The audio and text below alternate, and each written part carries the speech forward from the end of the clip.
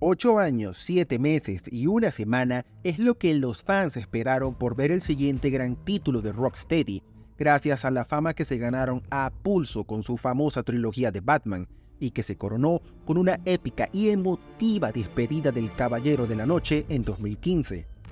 Por esto, cuando en 2020 se anunció que su siguiente gran juego sería Suicide Squad Kill the Justice League, hubo una emoción generalizada ante la expectativa de qué serían capaces de hacer teniendo a un grupo tan variopinto de personajes de DC Comics, una emoción que se empezó a diluir cuando se anunció que este sería un juego como servicio. Y ahora, con el juego en nuestras manos, esta polémica ha ido a peor, con muchos preguntándose, ¿tanto esperar para esto? Ante este panorama, les invito a ver mi video donde les daré mi análisis de lo bueno, lo malo y lo decepcionante que nos trae el Escuadrón Suicida para saber si vale la pena o si será otro juego como servicio más que fracasará próximamente. Pero antes de comenzar, te invito a que me sigas en YouTube, en mis redes sociales, hagas clic en me gusta, dejes algún comentario o si deseas comprar algo que hayas visto en el video, lo hagas siguiendo el enlace de Amazon en la descripción, ya que me ayudarías a que crezca el canal y a llegar a más personas.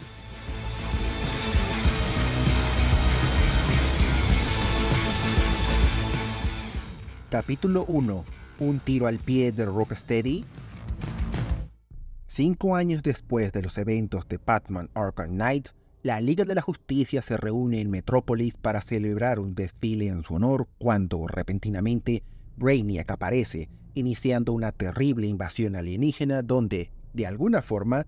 logra controlar a casi toda la Liga de la Justicia y convertirlos en sus obedientes lacayos. Con los mayores héroes del mundo ahora convertidos en villanos, Amanda Waller, directora de Argus, elige, por alguna razón, a Harley Quinn, Deadshot, King Shark y a Capitán Boomerang para que se infiltren en la ciudad ocupada por Brainiac y acaben con Flash, Linterna Verde, Batman y Superman. Cuando Rocksteady inició su trilogía de Batman con Arkham Asylum en 2009, nos sorprendió a todos, ya que lograron darle, tanto a un superhéroe como a una licencia cinematográfica, una calidad de historia y jugabilidad como no se había visto en esta clase de títulos hasta ese momento, al grado de que se convirtieron en cátedra de cómo hacer esta clase de juegos. Probablemente los Spider-Man de Insomniac Games o los Guardianes de la Galaxia de Eidos Montreal, por mencionar unos pocos, no hubieran sido posibles sin esta trilogía de Batman. Por esto, duele particularmente la forma en que se desarrolla la historia de Suicide Squad, no porque sea mala, al contrario, cumple el mínimo y tiene muchos momentos divertidos, sino porque se siente como una historia mucho más genérica, ridícula y repleta de conveniencias de guión de la que debería tener el estudio que nos dio Arkham Knight. ¿Por qué debería importarnos una Liga de la Justicia de la cual no conocemos a nadie fuera de Batman? ¿Por qué no nos muestran la forma en que los mayores héroes del mundo pierden ante Brainiac? Si Batman logró enfrentar el gas del miedo y el control mental en su trilogía, ¿cómo es que fue controlado tan fácilmente? ¿Por qué elegir a un grupo de idiotas como los del Escuadrón Suicida para enfrentar a Superman y Flash? ¿No tiene este mundo una extensa galería de héroes mejor capacitados? Si entrar a Metrópolis es imposible y el Escuadrón Suicida es el primero que logra entrar tras la invasión sin morir en el intento, ¿cómo es que Amanda Waller llegó al poco tiempo? Todas estas preguntas son apenas del inicio del juego,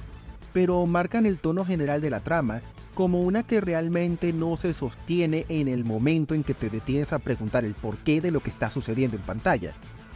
Y no es que esté en contra de las conveniencias de guión o las particularidades propias de los cómics, ya que la propia trilogía de Arkham Asylum tiene estas cosas, pero la gracia es que la trama esté tan bien construida que estas no se noten, algo que no logra Suicide Squad. Otro problema es el mismo Escuadrón Suicida. DC Comics tiene una larga galería de héroes, y estoy seguro que muchos preferimos un juego protagonizado por Superman, Wonder Woman, otro de Batman, alguien de la Batifamilia o algún otro héroe de DC como Black Canary o Huntress,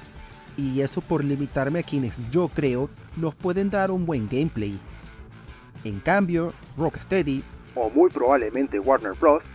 elige el Escuadrón Suicida, un grupo que, fuera de Harley Quinn, está compuesto por un montón de personajes que, al menos en mi caso, me dan absolutamente igual. A lo que añadiría que ya estoy un poco cansado de que Warner insista, tras 2 películas, en presentarnos este escuadrón, cuando hay una larga galería de otros personajes de DC que el público quisiera ver antes, como una verdadera Liga de la Justicia que actúe como tal. Y hablando de Warner, algo que salta a la vista es que el videojuego bebe mucho de lo visto en las películas, especialmente en la de James Gunn, ya que su tono irreverente, irónico y con mucho humor recuerda bastante al del director de Guardianes de la Galaxia, algo que en principio no es malo, porque genera una interacción entre los protagonistas que es de lo mejor en todo el juego en cuanto a historia. Lo malo es que el juego ignora el punto central de la versión de James Gunn: un grupo de criminales forzados a proteger los intereses del gobierno y de Amanda Waller, aun si estos son inmorales, y los fuerza a tomar decisiones sobre si seguir las órdenes o hacer lo que creen correcto, que es lo que tiene más sentido con esta clase de personajes e historias, y se apega más al de David Ayer en la película de 2016. Un grupo de criminales obligados a salvar el día de un villano, como si no hubiera un universo entero de héroes mejor capacitados disponibles para enfrentar esta amenaza. Pero lo que más molesta narrativamente es la forma en que tratan a los antagonistas, la Liga de la Justicia y a Brainiac. En videojuegos no es la primera vez que la Liga de la Justicia se vuelven los villanos, sino la tercera, después de las 2 entregas de Injustice, y la segunda en que Brainiac vuelve a ser el villano central de la trama tras serlo en Injustice 2. Suicide Squad se siente como otra historia donde la Liga de la Justicia es mala, en otra historia donde Brainiac es el villano, en otra historia donde los villanos son los que deben salvar el día. Warner prácticamente ha convertido la que debería ser la excepción a la regla en DC en la norma. Es extraño, pero da la sensación de que en videojuegos de alto presupuesto AAA no hemos visto a la Liga de la Justicia actuando como héroes desde hace años. No solo esto, Suicide Squad Kill the Justice League cayó en el mismo error que cometió el universo extendido de DC con Batman v Superman y Justice League: no presentar a los héroes en sus propias tramas, hacer que nos interesemos por ellos y nos duela ver en qué se han convertido, yendo directo al grano, asumiendo que por el mero hecho de ser la Liga de la Justicia, ya los conocemos y pueden saltarse pasos para ir directo a lo que los ejecutivos consideran que da más dinero. El único que se libra de esto es Batman, y no porque el juego lo presente bien, sino porque tenemos una trilogía completa de juegos que ya hicieron ese trabajo. Pero lo que empeora todo es que el juego no solo no se molesta en desarrollar a estos personajes, sino que va directo al grano, presentándolos ya como marionetas al servicio de Brainiac y actuando como villanos de caricatura, algo que, de nuevo, duele mucho más al ver a Batman actuando como un completo imbécil.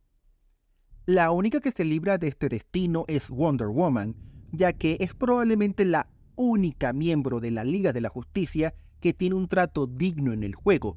y aún así es poco lo que la vemos. Y no contentos con esto, sus muertes, no es spoiler, el juego literalmente se llama Matar a la Liga de la Justicia,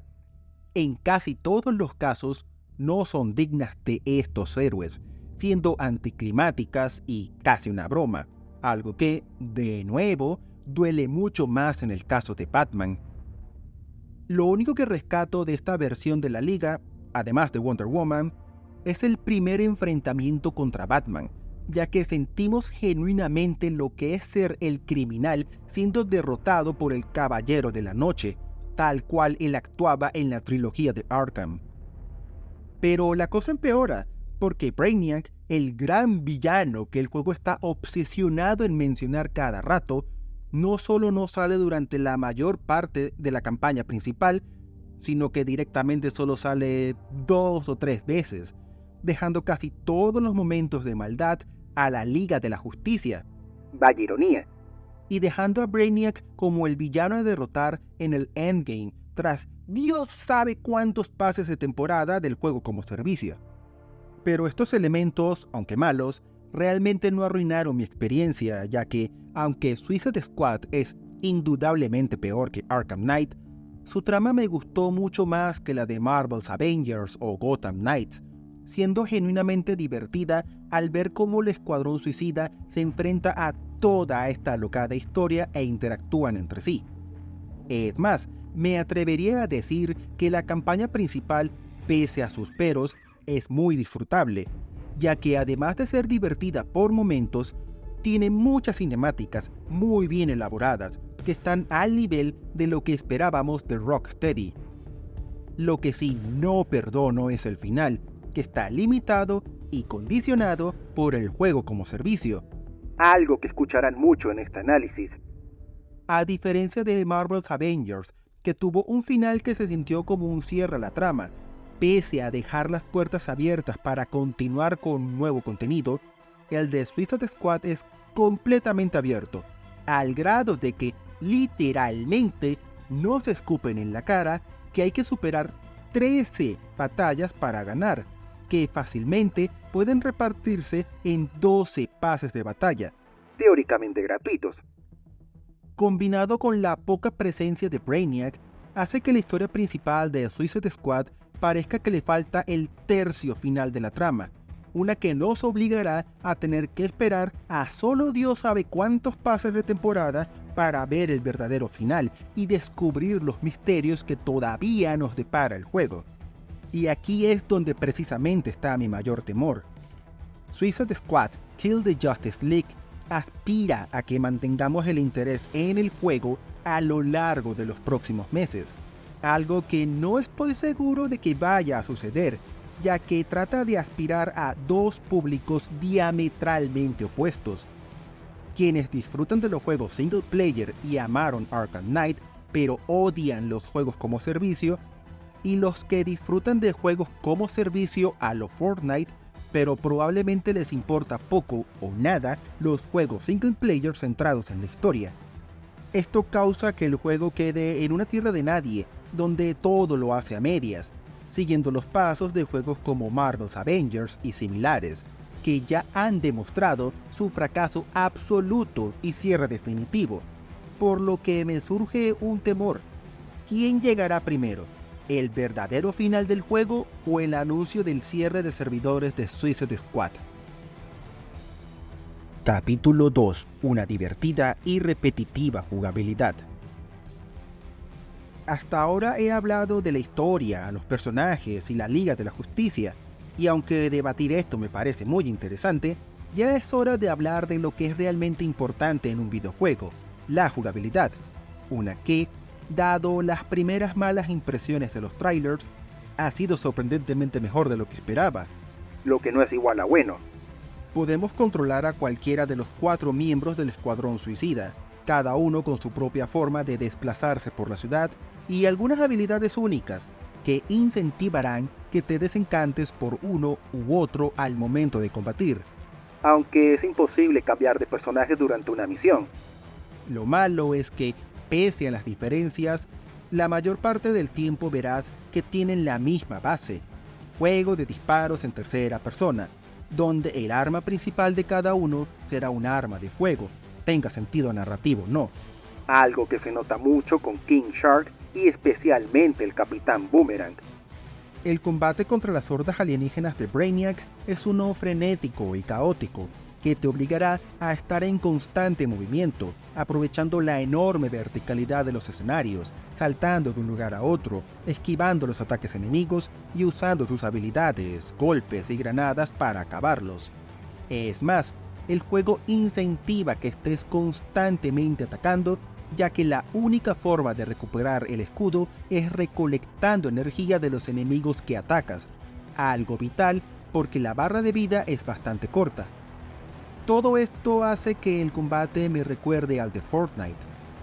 Y pese a los temores que esta frase pueda generar, la base detrás del combate en Suicide Squad terminó siendo sorprendentemente divertido, lo suficiente como para poder disfrutar bastante del juego en las 20 horas que me tomó llegar a los créditos y qué finales. Lo realmente malo es todo lo que termina rodeando a los combates. Quizás lo más importante son las misiones, que están limitadas por el juego como servicio. Ya parezco perico repitiendo esta frase, ¿verdad? El juego tiene misiones de escolta, destruir objetivos, acabar con hordas, capturar una zona y rescatar personas, por lo que a simple vista da la sensación de que hay variedad, pero nada más lejos de la realidad, ya que todas las misiones implican llegar a una zona, acabar con los aliens morados, cumplir el objetivo de turno y repetir hasta el cansancio, en un ritmo de juego que resulta bastante fácil de superar y muy aburrido una vez alcanzas el endgame. Esto duele particularmente viniendo de Rocksteady, porque en Batman Arkham Asylum, con sus combates, momentos de sigilo, investigar crímenes con el modo detective, planear por Ciudad Gótica y conducir por sus calles con el Batmóvil para luego usarlo como tanque para acabar con los enemigos, le daba una gran variedad al juego, que nos sumergió en la fantasía de ser Batman. Pasar de todo eso a dispara a todo monstruo morado que veas y poco más, me parece lamentable. Y hablando de monstruo morado, el juego adolece de una falta grave de variedad en los enemigos, ya que todos son solo eso, monstruos morados. Habrá algunos con distintas habilidades, pero a efectos prácticos, son los mismos dos tipos de enemigos con distintos colores y tamaños. Lo más lejos que llega en dar variedad es incluir tanques y helicópteros, pero estos también se vuelven rápidamente repetitivos. Como dato adicional, puedes jugar todo el juego con otros 3 jugadores vía online, donde cada uno puede elegir a cualquiera de los miembros del Escuadrón Suicida. Pero fuera de probarlo una sola vez para ver cómo funcionaba,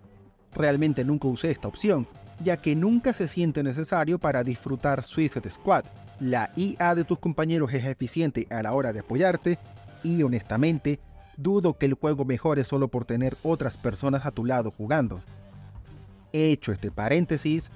las misiones repetitivas de Suicide Squad deberían estar coronadas por los combates contra la Liga de la Justicia, pero estos tampoco cumplen las expectativas. Para comenzar, estos combates terminan siendo menos épicos de lo que deberían, tanto en jugabilidad como en historia.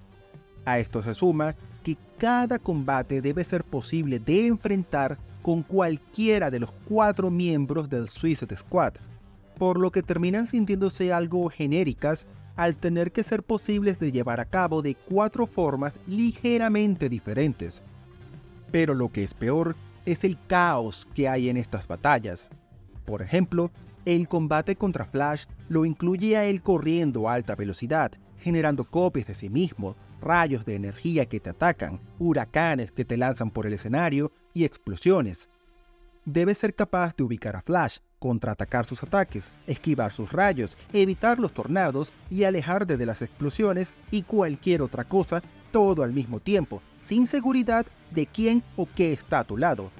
Y lo mismo puede decirse del combate contra Linterna Verde y Superman. Pero no es como si el resto del juego fuese mucho mejor, debido a que Suicide Squad te satura de información, ya que en un combate promedio habrá explosiones, efectos de luz, estadísticas, avisos, poderes, objetos y más pasando en pantalla al mismo tiempo. No contentos con esto, los personajes nunca se callan, ya que los miembros del Escuadrón Suicida están constantemente hablando entre ellos, recibiendo mensajes de Amanda Waller y el resto de su equipo, constantes amenazas de Batman o Brainiac y hasta mensajes de Lois Lane donde repite hasta el hartazgo las mismas grabaciones. El juego parece estar hecho por una cuenta de TikTok aterrada de que no tengas algún estímulo cada 30 segundos, lo que hace que el juego se sienta caótico y con información que no necesitas. Y aunque puedes mitigar algo de esto, la única forma de acabar con el caos de información de la interfaz es apagarla al completo o poner en cero el volumen de las conversaciones, lo que es pasar de un extremo al otro. En medio de este caos, el juego busca incentivar que juguemos con todos los miembros del Escuadrón Suicida, tanto al tener cada uno árboles de habilidades individuales, misiones secundarias que dan un boost de experiencia a personajes específicos, como combates contra la Liga de la Justicia que, al menos por argumento, tienen más sentido que los enfrentes con personajes específicos del Suicide Squad. Pero una cosa es la teoría y otra cosa es la práctica. La realidad es que todo el juego puedes llevarlo a cabo con un solo personaje, y como personalmente me daba absolutamente igual aprender a moverme por Metrópolis de 4 formas diferentes, y no me llaman la atención casi ningún miembro del escuadrón, me dediqué a jugar casi siempre como Harley Quinn, ya que su forma de moverse por Metrópolis es la más parecida a la trilogía de Arkham. Y hablando de Metrópolis, esta es una ciudad con luces y sombras. Del lado bueno, a diferencia de lo que sucedió en Gotham Knights, la Metrópolis de Suicide Squad sí se siente como la ciudad del mañana donde vive Superman, siendo una delicia desplazarte por la ciudad con el Escuadrón Suicida. Por el lado malo, esta facilidad de desplazarte hace que la ciudad se sienta falsa, ya que es muy obvio que está construida en torno a facilitar el desplazamiento del jugador y de los combates, no de simular que genuinamente es una ciudad real donde viven 8 millones de personas,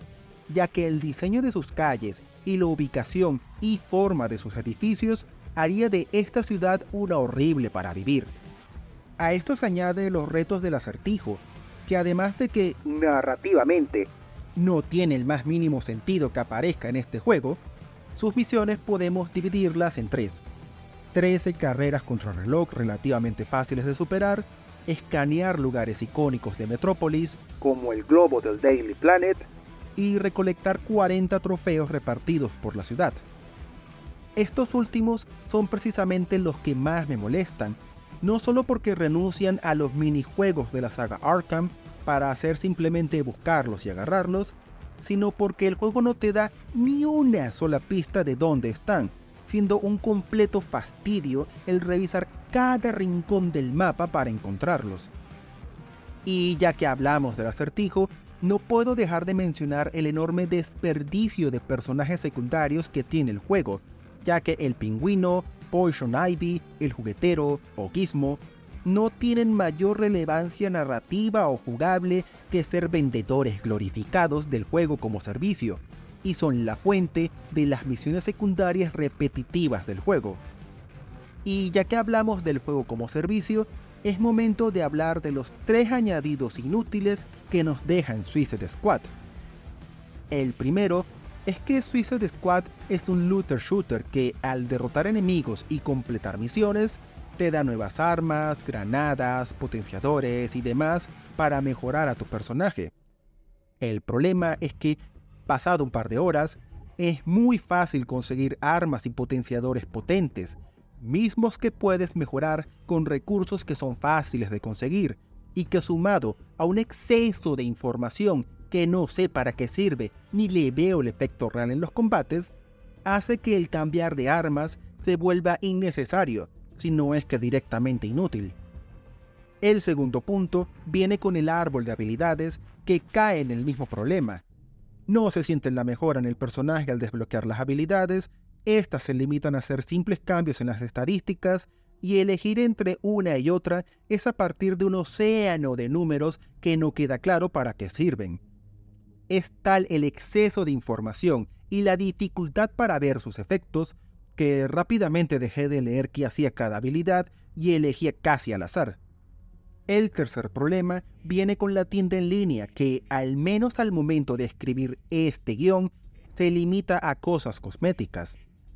No solo me molesta que pasáramos de la gran cantidad de trajes gratuitos que incluía Arkham Knight para solo tener 2 por personajes y vender el resto, sino que la política de Warner al vender es ridícula.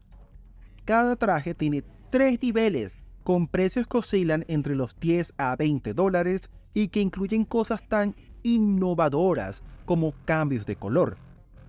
Particularmente grosero es el caso de Harley Quinn, ya que además de no estar contentos en vender su traje clásico por separado, es absurdo que no esté incluido en el juego gratis, lo venden 2 veces, con y sin máscara, con 3 opciones, cada uno vendido por separado y más caro que el anterior.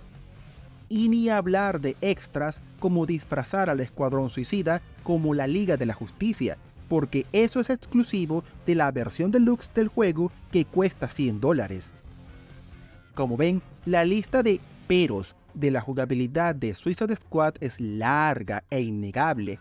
pero aún así lo disfruté, porque en las 20 horas que me llevó a acabar la campaña principal y sus misiones secundarias, la jugabilidad y los combates consiguieron atraparme y divertirme de una forma que Marvel's Avengers y Gotham Knights jamás lograron, siendo en comparación a esos 2 juegos un título muy divertido de jugar, ya que lo repetitivo de las misiones se ve compensado con una historia y personajes que dan el mínimo para ser entretenidos. El problema es que este no es un juego single player de 20 horas, y aun si lo fuera seguiría siendo peor que Arkham Knight, sino un juego como servicio, uno que Warner pretende que juguemos por meses y años a través de varios pases de temporada, y es aquí donde todos estos peros cobran una enorme relevancia, ya que ser mejor que Marvel's Avengers y Gotham Knights no es igual a bueno, ya que una vez alcanzado el endgame, lo repetitivo de sus misiones convierte a Suicide Squad en un título aburrido al poco rato de jugar. Capítulo 3. Grandes gráficos, pero diseño genérico. Si hay algo que no podemos criticar de Rocksteady, es el enorme nivel gráfico que alcanzan sus juegos. Sin ir muy lejos, su trabajo en Batman Arkham Knight, con una versión modificada del Unreal Engine 3, fue tan bueno que incluso hoy, casi 9 años después de su lanzamiento, se ve tan bien que podría pasar por un juego de actual generación sin muchos problemas. Para Suicide Squad Kill the Justice League usaron el Unreal Engine 4, alcanzando una enorme calidad visual que se aprecia mucho en el nivel de detalle de los personajes, especialmente en las cinemáticas, sus animaciones, la iluminación, la cantidad de enemigos en pantalla, el tamaño de Metrópolis y la gran distancia en que aparecen los enemigos y muchos otros detalles que demuestran la potencia visual del juego. Yo tuve la oportunidad de jugar en PC y aunque no es perfecto, especialmente porque hace uso del sistema de Nubo, el juego no solo luce bastante bien, sino que cuenta con un rendimiento bastante aceptable, alcanzando los 60 cuadros por segundo. Y pese a algunas caídas por aquí y por allá de los FPS, mis varias horas de juego sucedieron sin mayores inconvenientes. Además, la versión de PC tiene la opción de Ray Tracing que, aunque mejora un poco la calidad de la iluminación y los reflejos, no lo terminé usando, porque causaba una caída en el rendimiento del juego, lo suficientemente severa para que no valiera la pena usarlo. Con todo esto en mente, Suicide Squad es, teóricamente, un sucesor más que digno de la potencia gráfica que fue en su día Arkham Knight, y sin lugar a dudas, un juego que sí se siente genuinamente moderno, no como sucedía con Gotham Knights. Pero aún así, mucho de esto no se nota, a mi parecer, no por falta de gráficos, sino por el diseño general del juego. El realismo que alcanza Suicide Squad en los personajes y los escenarios que vemos en las cinemáticas choca con el caos general de las batallas, de la interfaz de usuario y lo falso que se siente Metrópolis como ciudad, causando que, por momentos, el juego se sienta más como Fortnite que otra cosa. A este choque entre el realismo de las cinemáticas con los elementos jugables se le debe sumar que Metrópolis sí cuenta con ciclos de día y de noche que le alejan de la eterna oscuridad bajo la lluvia que refleja la iluminación de los edificios, como sucedía en la gótica de Arkham Knight, y tenemos la fórmula perfecta para que el juego dé la falsa sensación de no tener mejora gráfica, cuando la realidad es que sí hay un claro avance que demuestra la diferencia de casi 9 años entre Suicide Squad con Arkham Knight. Como detalle adicional, el juego viene completamente doblado y subtitulado al español latino, siendo completamente configurable desde el menú del juego, al menos en su versión de PC. Conclusión: un juego en tierra de nadie. Es muy fácil concluir, tras esta larga lista de problemas, que el juego es malo y sin salvación. Y aunque ni de broma alcanza el nivel de excelencia de Arkham Knight, Suicide Squad Kill the Justice League terminó siendo un juego mucho mejor de lo que esperaba, dándome, en las 20 horas que me tomó acabar las misiones principales y secundarias, una diversión en sus combates que superó, y por mucho, lo que sentí al jugar Marvel's Avengers y Gotham Knights. El problema no está en su faceta single player, sino en el juego como servicio, que es la base de todos los problemas que tiene Suicide Squad, que parece decidido a unir al público fanático de Arkham Knight y los juegos de un jugador con el público que se divierte con títulos similares a Fortnite, fracasando por completo en el intento, para quedar en una tierra de nadie que no complacerá a ninguna persona. Es triste ver todo ese enorme potencial de un juego genuinamente divertido debajo de tantas capas de malas decisiones que ocultan todo ese potencial, más cuando juegos como Helldivers 2, que el destino quiso que saliera a la venta en el mismo mes, evidencia que sí es posible hacer juegos como servicio que sí sean divertidos. Honestamente, por todo esto me es difícil darles una recomendación clara, ya que la campaña principal, excepto por su final, hace el mínimo para ser divertida y no me arrepiento para nada haber comprado y jugado en su lanzamiento. Pero todo lo demás tiene tantos problemas y su futuro es tan incierto, no sería sorpresa que sus servidores cierren en 2025, que no puedo recomendarlo categóricamente. Ante esto, lo mejor que puedo decirles es que le den una oportunidad, que Suicide Squad seguramente los sorprenderá más de lo que esperan, pero si tienen dudas, háganlo cuando esté en oferta o salga en Xbox Game Pass, que seguro sale más temprano que tarde. Muchas gracias por ver el video. Si te gustó, te invito a que visites mi canal donde analizo juegos, películas y series, así como a dejar tu comentario, ya que me gustaría mucho saber tu opinión de este tema. Agradeciendo todo tu apoyo, te deseo un buen día. Hasta pronto.